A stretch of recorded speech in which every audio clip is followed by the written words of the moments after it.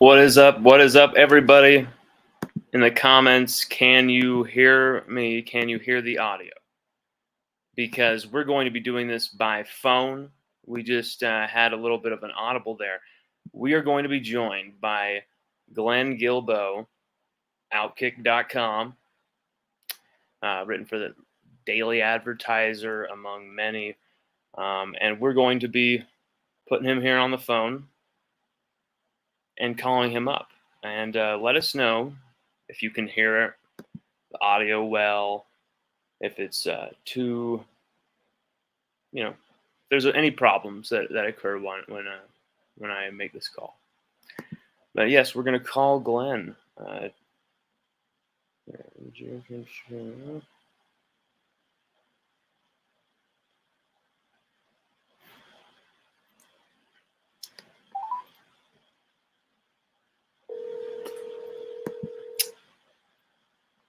Hello.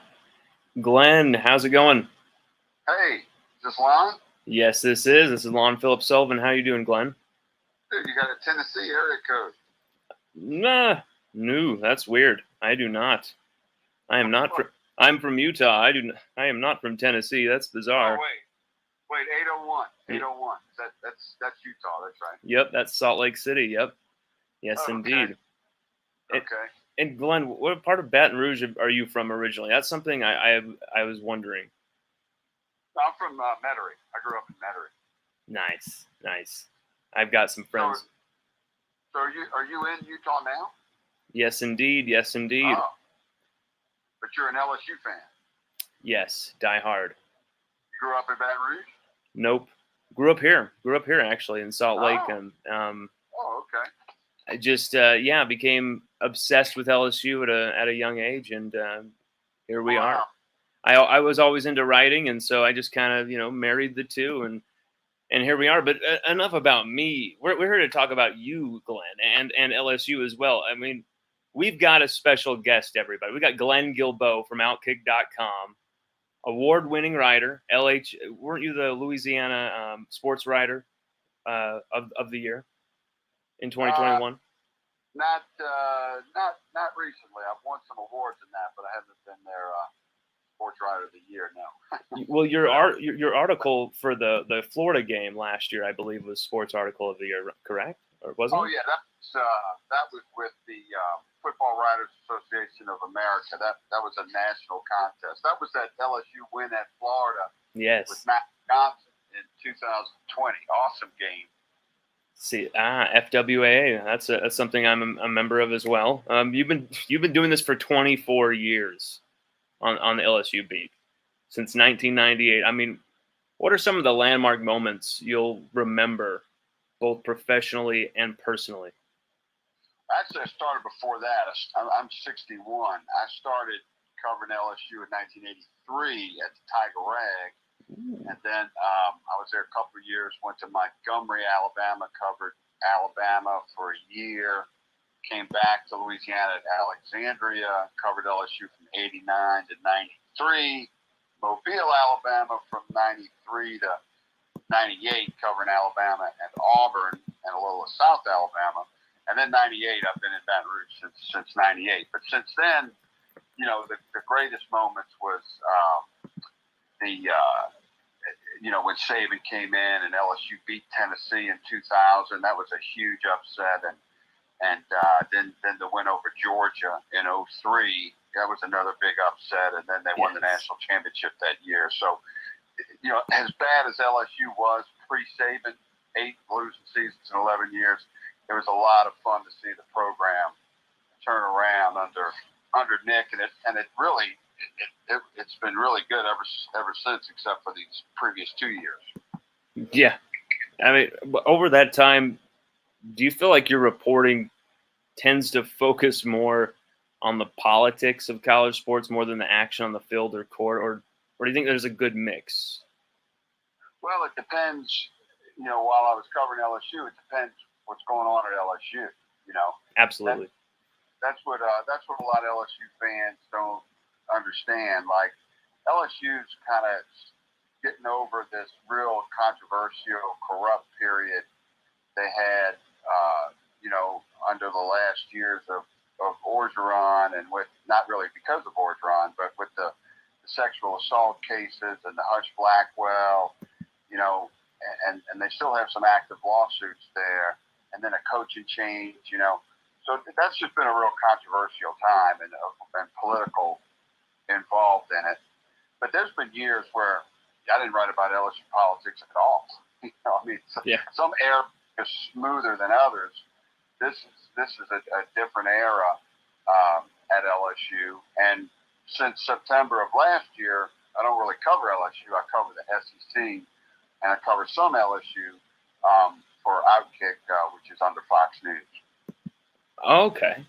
And Glenn, just like overall, what was the most difficult story for you to cover? Ever? Yeah, absolutely. In all your years, since you go back to '83, that's the year my parents got married, man. Well, you know, LSU is it's just always controversial and political, almost always.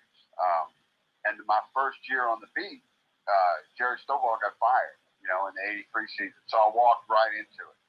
You know, he was coming off a great season in '82, and then '83 they were bad, and then politics got involved, and he got fired. So it's really been kind of like that ever since. And you know, LSU is different than most places. All places have politics, and like look at Auburn. My God, Auburn's probably worse than LSU. Oh God, yeah. But LSU it has a curious mix of the state capital with it. Maybe more than other schools, and you know it's right down the street from the campus. But I would the toughest stories to write. Gosh, I would say when the coaches get fired, you know, like Jerry DiNardo, because he had it going for a little while. Yeah. And he got fired. That was difficult. And then you know, all these. Over the last couple of years covering LSU for USA Today, Louisiana, you know, the sexual assault stories and investigations involving Darius Geis, Drake Davis, Hush Blackwell, and then while that's all going on, this whole Will Wade thing, and that's not done yet either. You know, so this is a real wild era of LSU. But those stories were difficult. You know, Darius Geis, Drake Davis, and they involved women victims and so forth, and it's hard to get to the truth. So those stories are difficult to write. But I think the worst of it's over for LSU because they got rid of Will Wade. They got a good coach. That was a good hire, even if they weren't on probation, the new basketball coach. And I think that you know, they're not going to be good in football. They're not going to be great in football for a while, but they're going to be pretty good. Before long, they're going to be great in football, baseball, basketball, and women's basketball. Yeah. I think Woody hired some slam dunk coaches there. With you got McMahon coming in, really just doing some crazy stuff. Yeah, he's really doing a lot better than I thought, and I thought he was going to do pretty well. I mean, I don't, you know, they'll probably be around 500 this year, but they're going to be good. I think they're going to be good for a while under him. Same thing under Jay Johnson and Kim Mulkey. And, you know, I think Jay Johnson is going to get to Omaha this year. I thought he would last year, but he's going to start getting a national championship or two. It's going to be fun to see who wins the first one, Mulkey or Johnson or Kelly. Though I think Kelly will be there in the hunt in 2024. But it's going to be interesting. If Kelly can win that first one, you know, pretty early, you know he's going to build a lasting program. So it's going to be interesting to see if he can rip off at one or two or three, because then Saban will be leaving before too long, and then he'll have the lead, you know, to himself and Kirby. And maybe Napier. There's the name. There's the name. Well, you know, you just brought him up. When Brian Kelly was hired at LSU, Glenn, what were your first thoughts? Well, I've always wanted LSU to hire an offensive coordinator, a true offensive coordinator. That's why I thought Jimbo would have been a great hire to replace Les. but that's not looking that good right now. His offense has not been good at A&M. I mean, the only reason they've won what little they have won at A&M is because of defense. Yeah. But I thought Lincoln Riley would have been a great hire because he was a true offensive coordinator. Napier's not an offensive coordinator either. He was like a receiver coach and everything. People got that kind of misunderstood. I was just giving Napier credit for his upset over Utah, and then I thought LSU should talk to him. And I fear the reason they didn't was because he was from UL, which is a kind of a ridiculous viewpoint. But really, Woodward had his eyes on Kelly all along. I mean, Lee Burkeen is about the only one who knew that. So he was always going to hire Brian Kelly. And I think he had some people back up, just in case something happened. And Napier would have definitely taken the LSU job if offered. But just hypothetically, if it would have been Florida or LSU for Napier, I think he would have gone to Florida. But we'll never know because that wasn't the situation. But you're talking about two even programs, really, Florida and LSU, and then you just start talking about, well, what part of the country is it in? But those two, even Hunt Palmer said yesterday, we're always going to watch those two because they were hired at the same time and they play each other every year. And if they don't continue to play each other every year with the new SEC schedule, they're still going to be playing each other most of the time. So those two are always going to be watched. So it's going to be fun to watch it. But Brian Kelly was a great hire. I don't like his offensive background. He's more of a CEO. He's never really been a coordinator. His offenses aren't really progressive. But the guy wanted Notre Dame more than anybody. And he's got a great offensive coordinator that he hired and a great defensive coordinator that he hired. So there's a lot of coaches. I mean, I think Napier would have been good. I think Kelly would have been good. I think Lincoln Riley would have been good. And it's going to be interesting to watch all three of those guys. Well, I mean, you tweeted the other day something that was something that really caught the eye, Glenn. You posted something, and this is, quote, LSU coaching search update. Billy Napier, 2-1, still leads Brian Kelly as his only loss is to number 8 Kentucky and has win over number 13 Utah. Kelly, 2-1, has lost to unranked Florida State, and best win is over unranked Mississippi State. Glenn, was that a shot at Brian Kelly? Well, I mean, if you think it is, I guess it is. But, I mean, it's just a fact. And also in that tweet was Lincoln Riley's better than most of them. It's just something I'm going to track throughout the year. And probably in a few weeks, Kelly might be ahead of Napier. I don't think Napier's going to beat Tennessee. I don't know if LSU could beat Tennessee either. But it's going to be interesting to watch those coaches that were mentioned for the LSU job. I mean, some of them might not even actually been considered by Woodward.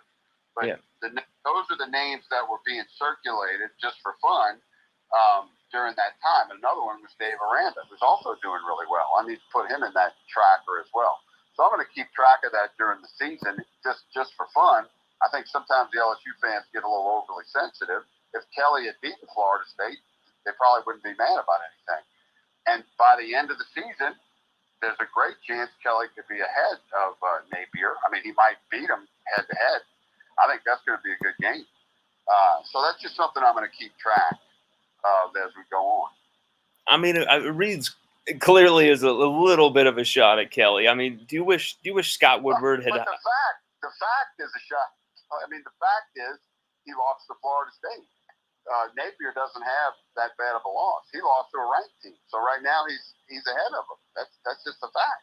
But Glenn, do you wish that Scott Woodward had hired Billy Napier instead? No, I just told you. I wish he would have hired Lincoln Riley. I wish he would have hired, but Lincoln probably wasn't interested. Now, here's the thing you got to remember: if Florida would have hired Brian Kelly, and let's say LSU would have hired Lincoln Riley, LSU fans would be saying Brian Kelly's too old and he doesn't have a great offense. Every fan base just likes who they got. And I guarantee you, if LSU would have hired Guilbeau Fisher to replace Les Miles, people here would have been going nuts. Oh God, yeah. I mean, I wouldn't like that hire. Nope. And if LSU would have hired Billy Napier, they probably would have convinced themselves that would have been a good hire too. See, now I didn't think really Napier was quite ready for LSU yet, and I was a little surprised that he was able to beat Utah, because that's a good team and they're still ranked pretty high. So I was a little surprised at that. But fans have a way of convincing themselves of whatever they have is good.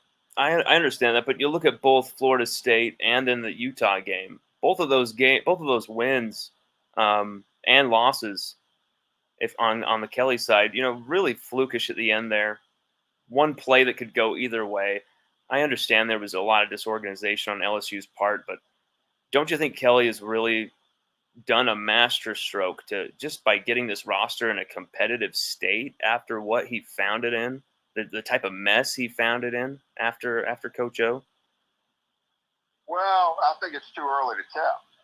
And the fact that he did lose to Florida State gives me some cause for concern about that answer right now, because, yeah, he could have pulled out that game, but his team played bad the whole game. Whereas Florida may have pulled out a game at the end, but they played pretty well the whole game against a much better team. And Kelly did do a good job of filling out his roster from a disastrous situation at that bowl game. But most of those guys are on the portal, or from the portal. And most guys that are in the portal are in the portal because they weren't starting where they were before. So they can't be that great, okay? So the roster is still not that great. It's better than it could be. But he's still got a ways to go to get an LSU-type roster. And, I mean, he just got here. He's got to put a couple of recruiting classes together. I still think you do it by recruiting. You can't do it by 25 transfer portals. You can do it by a couple of transfer portals that really make a difference, but I don't know if they have those types. So it's too early. He doesn't have a great roster yet. That's true. That's true. But Glenn, do you really honestly think that Billy Napier goes to Florida if Scott Woodward gives him the LSU offer?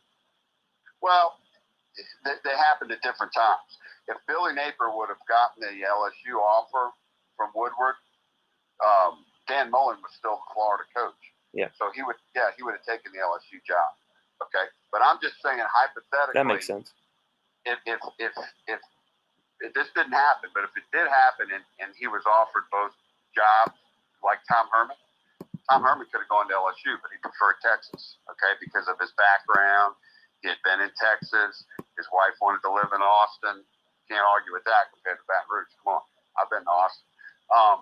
I think that Napier would have taken Florida there because, I mean, look, he's got little kids. It's closer to Disney World. Sometimes it's something as simple as that. And everything else is really kind of even. I mean, LSU doesn't have competition among other schools in its state. Florida does. But there's probably more players in Florida than in Louisiana. Okay? And I think he was ready to leave the state of Louisiana, too.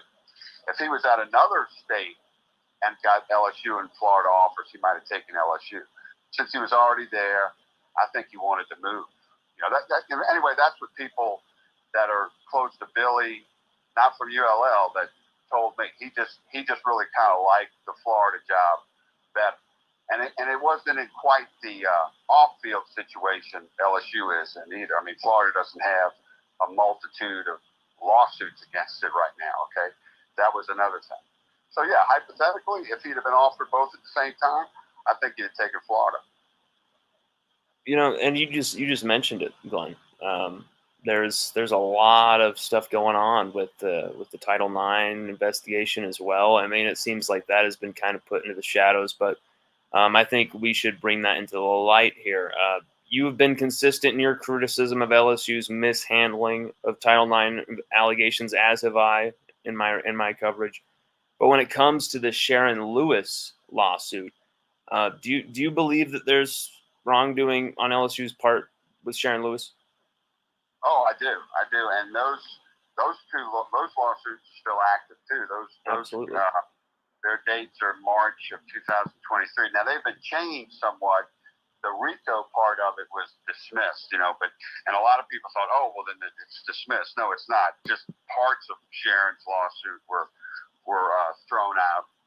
Well, it was a federal judge who dismissed those and then sanctioned those attorneys for bringing those RICO charges. So I mean, it was a pretty big deal when the federal judge does that. I mean, that says something about Sharon Lewis's at least her approach legally against LSU. Right, but it doesn't mean it's over. Of course not. Right, she still has something, and it may not amount to anything, but there is a reason why there's about almost 40 people around the LSU football program that were there last year at this time that are no longer there. I mean, they completely cleaned house throughout that program, and I think there's a lot of reasons for that.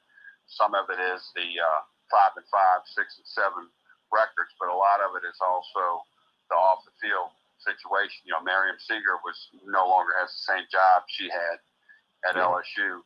Verge Osbury is still there, but he's not really number 2 like he used to be.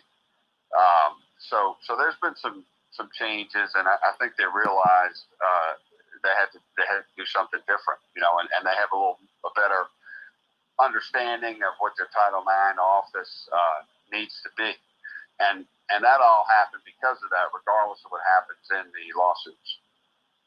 100%. I mean, has the local media been too soft on LSU during Title IX and other stories in your view? No, I don't think so at all. I think Andrea Gallo at the Advocate is one of the best reporters you're going to find anywhere. I'm surprised. She's awesome. Yeah, she really is. Now, she didn't have that first. The people at USA Today, big USA Today, not the one I work for, Nancy Armour and some of those other reporters, they were on that first, and they did a tremendous job on that. But Andrea Gallo and the Advocate really did a great job on it as well. I do think it was a little bit of an inconsistency on USA Today's part to never mention how Coach O handled the Ed Ingram case, where he dismissed Ed Ingram for, what was it, a year and a half almost, for his part in some sexual allegations to young ladies in Texas. That case ended up being dismissed. And yet, you didn't really see anything about USA Today kind of putting that in because it may have looked a little positive for Coach Ed Orgeron's handling of things. I understand it was far from perfect, but just, maybe to bring a more broader picture, don't you think they could have included that in the report? Well, I'm not sure on that one because that didn't happen at LSU. And it was, LSU wasn't involved in any jurisdiction there or any law enforcement or enforcement at all. That was all done in Texas. Yes. And it was that all happened before he got to LSU. And really, Orgeron wasn't really, the main crux of USA Today stories anyway. It was more the athletic department. It was more Miriam Seeger being a cleaner between Title IX and the athletic department, and Joe Oliva, telling people what to do when telling them to do wrong things, probably. Seeger and Osbury, I think, were kind of doing what they were told. Yeah. But that can still be wrong. If you're ignoring a predator because your boss told you to, that's not good either. But that was more of an athletic department issue. I think Orgeron probably could have got more involved, and they should have kicked Drake Davis out of that program much sooner than they did. And they should have tried to do something with Darius Geitz, try to help him in some kind of way. But it's like they just totally blew it off because he was a good player. And at some point, he probably should have been kicked out, And the amazing thing is, Darius was I mean, they had Leonard Fournette. It's not like they really needed the guy. So it just, some of the things that LSU allowed to happen was kind of ridiculous. And I just think the Ed Ingram situation was it happened before that, and it's kind of a different situation. True. I mean, in a way that you just painted it, it would make it a lot easier for Coach O to handle that. Where that's not really my expertise. That's for Texas to handle. Whereas like happening in house at LSU, it seemed like that was kind of the reaction under the Joe Oliva, F. King Alexander, Les Miles era, and then you saw some of those loyalists kind of bleed into the Orgeron regime. We haven't seen the full scope of this Title IX fallout for LSU yet. Where are we going with this, Glenn? What is there to come with these victim lawsuits? What do you think is going to happen?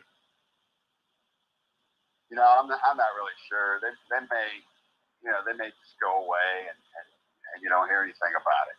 That happens at LSU sometimes. I mean, LSU has a lot of lawyers, a lot of judges in Baton Rouge went to LSU. There might not be a lot come from it. I will say this. Les Miles and Orgeron, they kind of stayed out of things and let the school handle it or whatever. That's not how Saban did things, and I don't think that's how Kelly's going to do things. They're going to run their program, and they're going to handle the discipline, and that makes better sense than letting Marion Seeger or Verge Osbury do it or not do it. Nick Saban was always in control of all that stuff. He always knew what was going on. He couldn't plead not knowing, because he always knew what was going on, and that's how Brian Kelly's going to be. Kelly is a lot like Saban. They know everything that's going on with that program. They're not going to have this deniability that Les and Ed tried to have, because frankly they weren't as focused. So you're going to see a better situation under Kelly. See LSU fans going at Glenn for saying he's going at Kelly. He hates Kelly. I mean, I haven't really heard much negative stuff from you towards Kelly. Where is this coming from that you hate Kelly, Glenn? Well, you would have to ask the fans that, Lon. Look, they overreacted to one comment I made about Billy Napier winning a big game, okay, and the LSU didn't hire Napier. I mean, LSU didn't even interview Napier. That was the point I made. And right now, Napier's doing better than Kelly. I mean, now that's true, but it's kind of it's too early because Kelly hadn't played any ranked teams yet. So maybe by the time he plays a ranked team, he'll win one, and Napier will lose. But here's the deal: LSU fans are sensitive about Napier because he's a UL guy. Okay, and if he does really well, and Kelly doesn't, LSU fans are going to really hate that. As opposed to they don't really care if the USC coach, if he does really well, that doesn't really matter. But the fact that Napier was at ULL and he's at a school that plays LSU all the time, if he does better than Kelly, that's going to really upset people. And they're just kind of sensitive about that. I mean, LSU fans are in a very sensitive, vulnerable position right now because they've been losing for 2 years. Now, they got this great coach with a great salary who, they're the first school to take a coach away from Notre Dame in 100 years, but he lost to Florida State. I mean, he hasn't got off to a great start. Now, I've been saying all year they're not going to be that good this year. I've said they're going to win about 7 or 8 games, and if they win 8 games, Kelly ought to be the SEC Coach of the Year. But and I think eventually they will be a national championship contender because he's hired a great staff. The offensive coordinator and defensive coordinator he has are so much better than the ones Coach O had last year. It's not even funny. And the year before, too. So they're going to be really good. But you got to remember, Kelly's not some great offensive coach. He's not some progressive offensive coach. And they've had a lot of game manager quarterbacks. So they're going to win with defense and running the ball and some passing. Maybe he'll get a great quarterback here and there. He might have one with Jamie Howard. Jaden Daniels looks really good. I wrote a real positive story about Jaden just the other day, but nobody seemed to have seen that. Glenn, you just called Walker Jamie. That was the greatest thing ever. You just called him Jamie. That is the greatest thing. That is the greatest thing ever. Did you all hear? That speaks to how long you've been doing this. Well, I was talking too fast. No, full respect to you. I think Walker Howard, could be a very good quarterback. I mean, he's a 5-star. I thought he might be in the mix more this year. But Jaden Daniels has I thought Jaden was going to start all along, but he's really been better than I thought. I mean, that kid can play. And, he's not the most accurate passer, but he can really run and he can pass good enough, So that's really been the best news out of this season so far is Jaden. And, Walker Howard or Jamie's son, I think the future's going to be bright with him.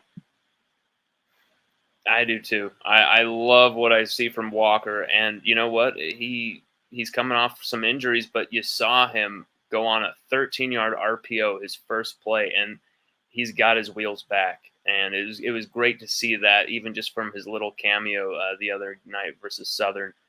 But something that happened today, Glenn, today's NCAA rulings. I mean, they also put LSU on a year probation for the actions of James Craig. I mean, it seemed to me like it was mostly a non-story, a fart in the wind. I mean, do you think with that, though, and the IARP's combined investigation into basketball and football, that the NCAA will levy harsher penalties? Like, do you think this one-year probation thing is going to help the NCAA make a bigger case against LSU down the line?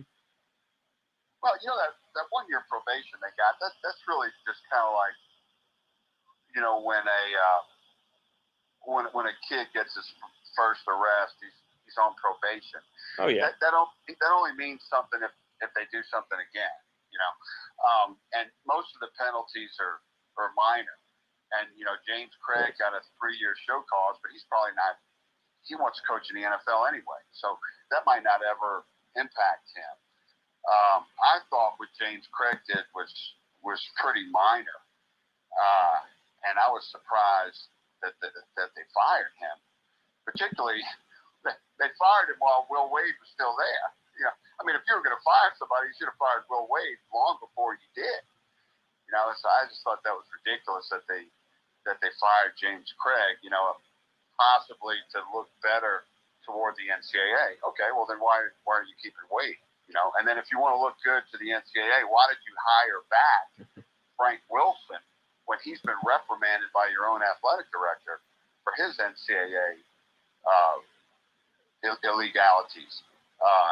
Now his Frank's maybe even less serious than James still, but it doesn't look good to hire a coach back who's already been reprimanded for NCAA. So it's just a little contradictory behavior by LSU. But to answer your question, not very serious today, but yeah, I think they're going to get some serious penalties concerning Will Wade for sure. I mean, you said you had various issues with Frank Wilson returning to LSU, and in one article you called him a member of the polluted Orgeron Miles era. Why do you believe he's part of that culture? I mean, especially when there's so much that you can call into question about Sharon Lewis, her timing, especially when she's coming in, when she had a long time that she could have gone after Frank Wilson. Even those months leading up to his hire, it seemed that, suddenly the allegations came at him once he returned to LSU. He was a head coach before that at some smaller schools, but he's still a head coach. You would think that's, the time to reveal those allegations and go at him. I'm just trying to understand where you see why you see that Frank Wilson is part of that culture. Well, as I just said, I didn't talk about Frank Wilson Wilson with regard to Sharon Lewis. I talked about Frank Wilson with his NCAA recruiting violations. Of course. Sharon Lewis. And when I said Brian Kelly shouldn't have hired Frank Wilson, it was because of his NCAA reprimands. It wasn't because of the Sharon Lewis situation, because that's he said, she said. The NCAA recruiting violations by Frank Wilson is not he said, she said. It was done, and he was reprimanded. And he worked for Les and Frank. Frank worked for Les and Ed Orgeron. Okay? Even if Frank was totally innocent, a new coach doesn't hire coaches from the previous staff. That's just not a good idea. I didn't understand that, especially when he's got this track record with the NCAA, and plus he does have this standing lawsuit, whether it's true or not.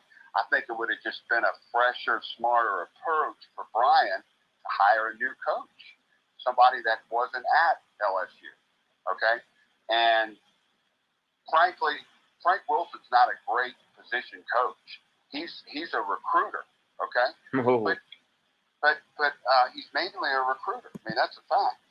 And LSU recruited New Orleans well before they had Frank Wilson, while they had Frank Wilson, and after they had Frank Wilson. My point is they could get a lot of coaches out there who can recruit New Orleans real well. Maybe not as well as Frank, but in time they will. And I just don't think it's worth it to bring coaches back from previous staffs. He was on both of them staff. He was on Les's and Ed's. I just don't think that's a good idea. But when you question the character of Frank with that type of stuff, and the sanctions coming at him. But just let me finish. Let me just. I understand that, but I think that was Joe Oliva just trying to save face, and I think that wasn't the Leo Lewis case, right? I'm not sure which case it was, no, but I don't know if it was Joe Oliva trying to save face or not, but I mean, Frank Wilson didn't deny it. I mean, it's pretty cut and dry. That there's a recruiting violation.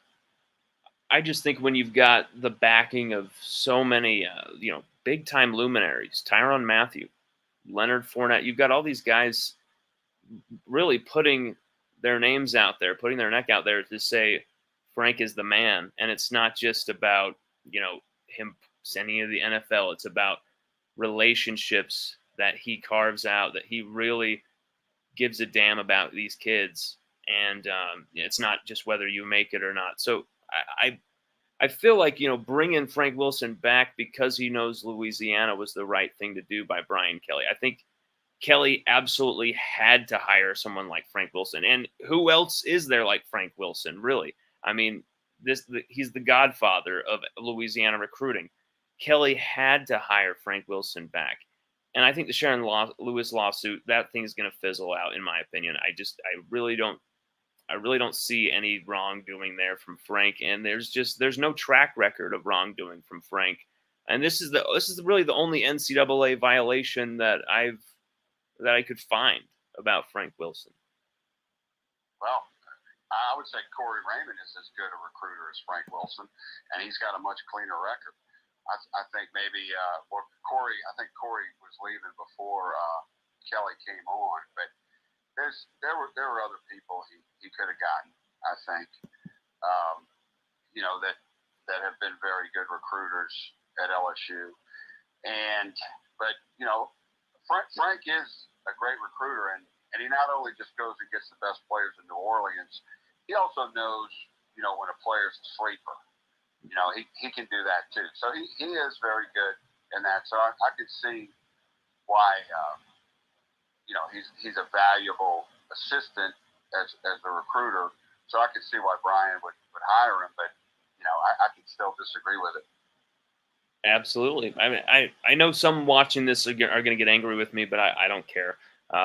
Glen, ever since that greatest of all time team of 2019 walked off the field, mostly catastrophe has followed at LSU. As someone who's covered LSU, since John Elway was winning Super Bowls and losing Super Bowls in the 80s, you've been following them even longer than that.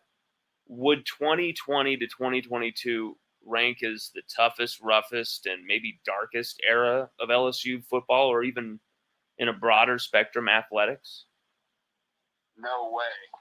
Dude, I covered LSU during their 6 straight losing seasons. Okay, not the whole 6, but I was there at the beginning in 1990 and 91. Curly. And 1990 was Archer's last year, and then the first 2 years of Curly and Mike Bugar at defensive coordinator. That place was a joke, man. Can you imagine? I mean, can you imagine Alabama having 6 straight losing seasons? Well, that's what it's like. How can LSU have 6 straight losing seasons? I mean, to me, that's one of the strangest events in the history of college football. A school like that with the talent close to it, how can they lose 6 straight years? So that was definitely the darkest period. I mean, Joe Dean wanted to hire a coach for cheap, and he found a coach, the only coach in America who could keep Brett Favre under 200 yards passing a game at Southern Miss. And I mean, that was just a terrible time. So much darker than this. This was definitely crazy when you look at it, because Curly did actually inherit a losing team, and he kept it losing, whereas LSU was on the top of the world just 2 years ago, and then bam, went right down. And you can't blame COVID because everybody else had COVID, but to go to 5-5 and 6-7, that was sudden. But they still have a lot of potential to turn it around pretty quick. And Les had a downfall after the 07 championship, where they were kind of average in 08 and 09, and then 10 they were really good, and 11 they could have won the national championship. So LSU is still at a place where they can turn it around pretty quick. And that's why I think Kelly is going to really have it turned around, in 23 and 24. But there was nothing darker than 1990 through 94. Curly Hallman. Wow. Yeah. Yeah. That's interesting that you say that. I just, Glenn, I sense just from some of your tweets that, do you like to troll LSU fans? Is it a hobby? Well, I will say it is like shooting fish in a barrel sometimes, because they're so sensitive, particularly in times like this.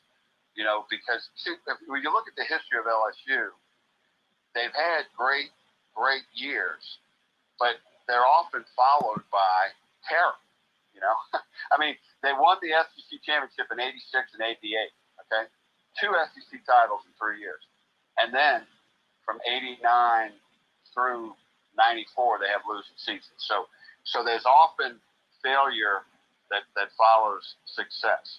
When even after Saban won the national championship in '03, he lost 3 games next year. That wasn't that bad. But when Miles wins it all in '07, the next year he goes 3-5 in the SEC. That was one of the worst seasons by a national champion. Yes, that was a bad season. Right. 2008. Here's Orgeron with this perfect season in 2019. Everything looks great. The Heisman. Then bam, 5-5. Ooh. Bam, 6-7. So I think LSU fans are always just kind of nervous, because it's great, but it never really lasts. And then there's like a bad season right around the corner. So I think they're always a little sensitive to something going wrong. And now all fan bases are sensitive. My God, people say I love Florida. Hell, Florida people hated me just a few years ago because I totally ripped them for canceling that game in Gainesville that year because of the hurricane.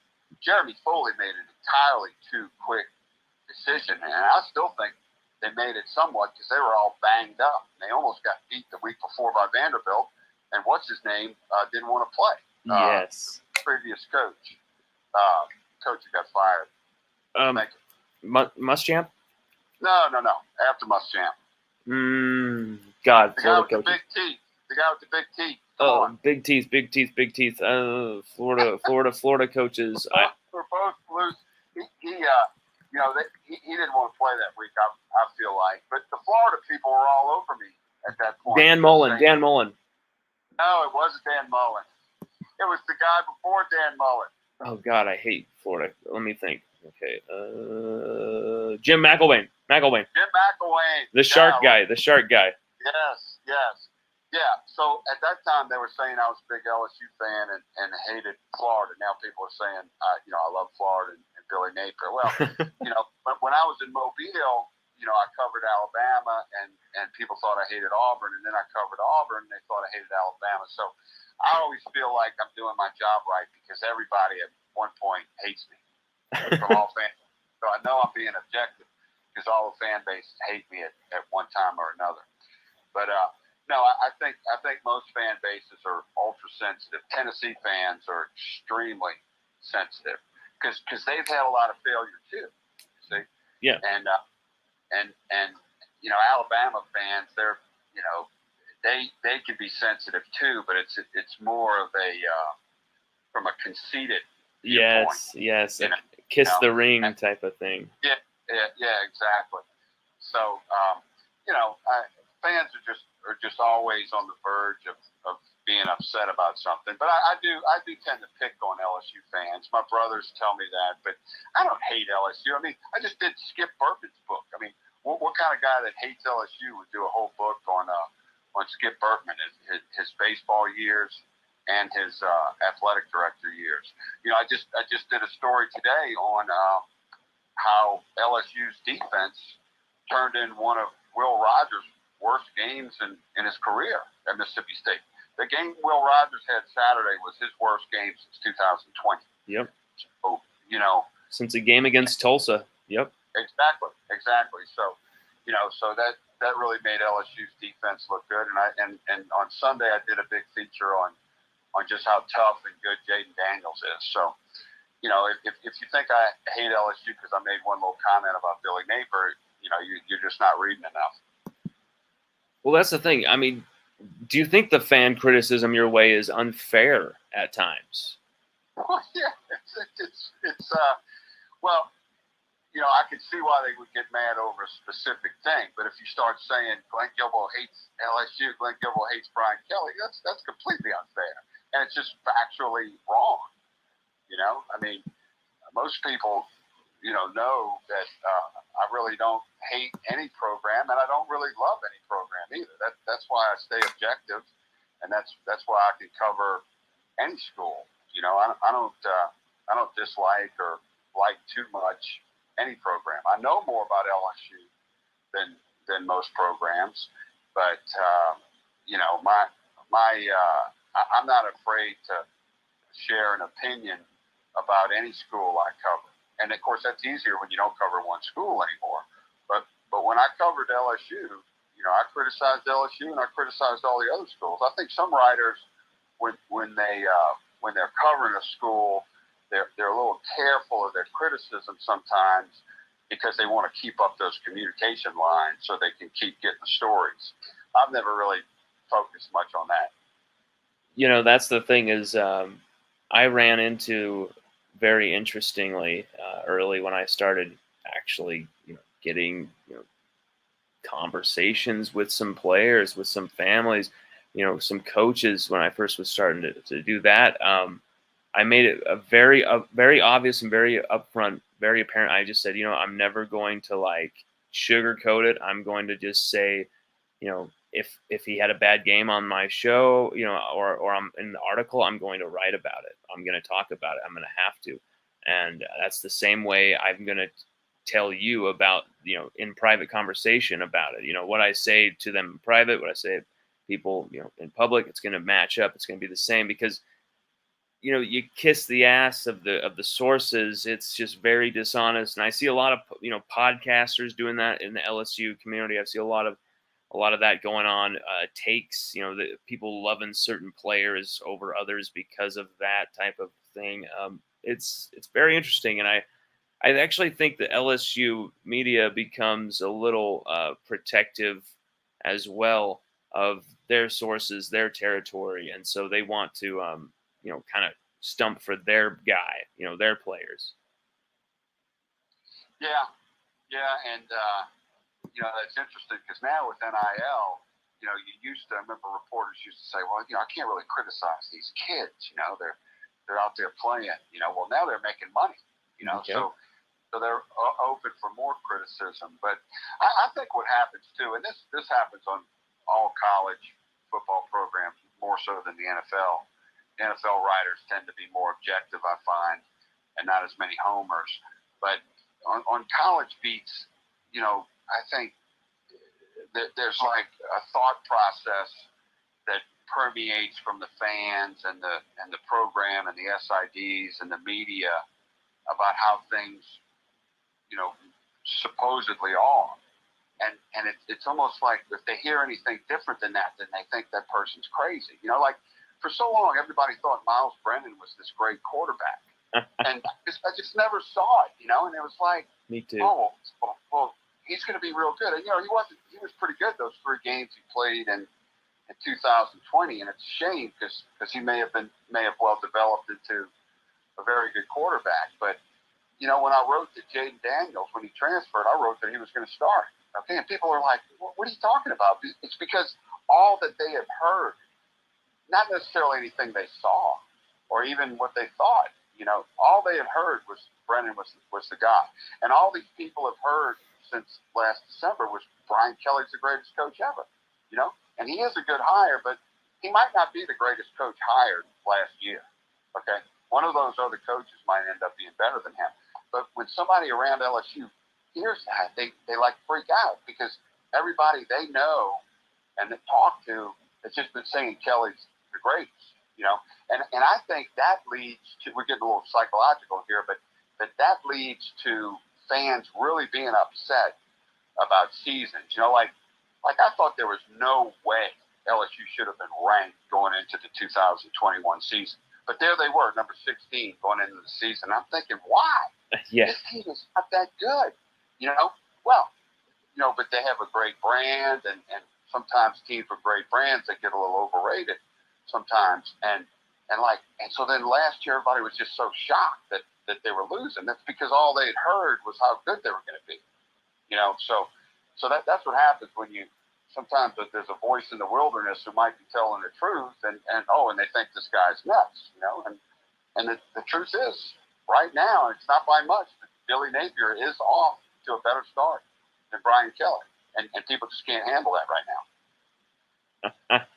Well, Glenn, I am so grateful to you for coming on, because I think what we were able to do was kind of show you in a different light to people who kind of just really haven't taken the time to maybe look more into you. Now they have the full Glen Guilbeau experience, and now they can decide. Now they can make an informed decision and continue from there. And I think we'll probably have converted some Glen Guilbeau followers your way. I'm sure, Glenn.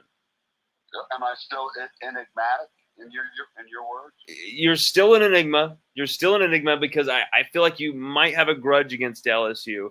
But it's not true. That's not true. But I do like to pick on them. And I do have a big feature on Billy Napier coming out tomorrow morning. No, but look, when LSU starts doing good again, I guarantee you're going to see it from me. And all you got to do is go look at my stories in 2019. I mean, I was not criticizing LSU at all.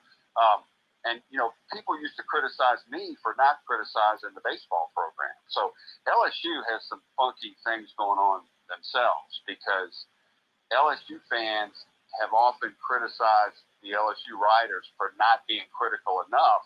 Yep. When they ought to be, when they got tired of Les Miles or they got tired of Maneri. Well, at times I was taking up for those guys, So you just gotta stick with the writers, because they might not always be how you think.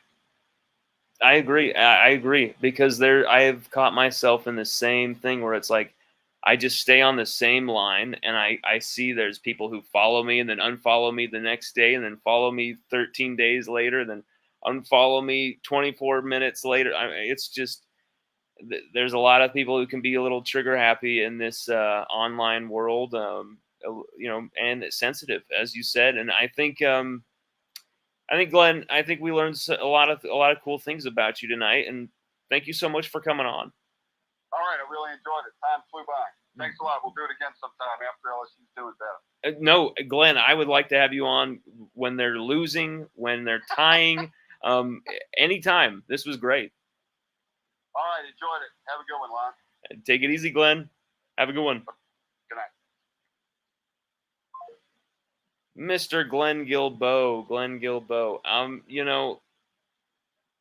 That was interesting. I think that has shown that you can debate these things. You can question each other's opinions on these things. And at the same time, you can humanize people in the same light. I know maybe that wasn't what people wanted to see. Maybe they wanted to see me take a hammer to Glen Guilbeau's skull right here live on this channel.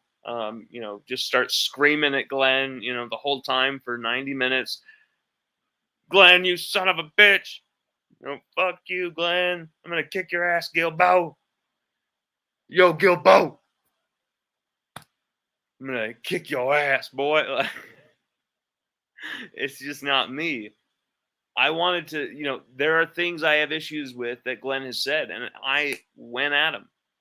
I still have issues with a lot that he said. I still think that Leonard Fournette could back him up, that Frank Wilson is a damn good position coach. I think Darius Guice could back him up on being a damn good. Nick Brissett. The list goes on and on and on. It's there's definitely some things that I feel he doesn't like LSU for. There's some politics there, but all in all, you got to respect that Glen's been doing this a long time. He does know the landscape enough to be able to mess with us and mess with us well. And I got him on the record whether he likes trolling LSU fans or not. And I think you got the answer. He does. So for people who love Glen Guilbeau, you'll love what just happened for this last hour. For people who hate Glen Guilbeau, you will absolutely love this, and it will trip you out, because I think this is something that was definitive in a way that will kind of maybe mess with your mind a little bit, and at the same time reinforce some things you believe about Glen, maybe trip your mind out. We're not about hate at LSUODYSSEY.com, but we are not going to let hate against LSU, just blatant hate, just slide. We're going to call it out, and we called it out tonight. And maybe we didn't call it out hard enough. Maybe we should have attacked him with a hammer. Maybe we should have been more Sean Hannity in our way of approach. But that's just not me, I mean, sorry, but I think it was a great time. I think Glen gave some very interesting opinions. I just wanted to hear Glen's opinions on a lot of these things, because that's what a lot of you are attacking with Glen. That's what a lot of you have an issue with. And I think me being able to debate him at times, but then him being able to have the floor as well, paints a very, very comprehensive picture for you, the viewer, to decide whether you believe Glen Guilbeau is full of shit or if he's a badass genius. I think I know the answer most of you will choose right now, but I think it was a great time. I will welcome Glen on this show anytime, because I think there's more to debate. I think there's far more to argue about, and far more to, maybe he can take a hammer to my head about some things. I mean, it'll be a good time. Thank you for tuning in, everybody. Peace out.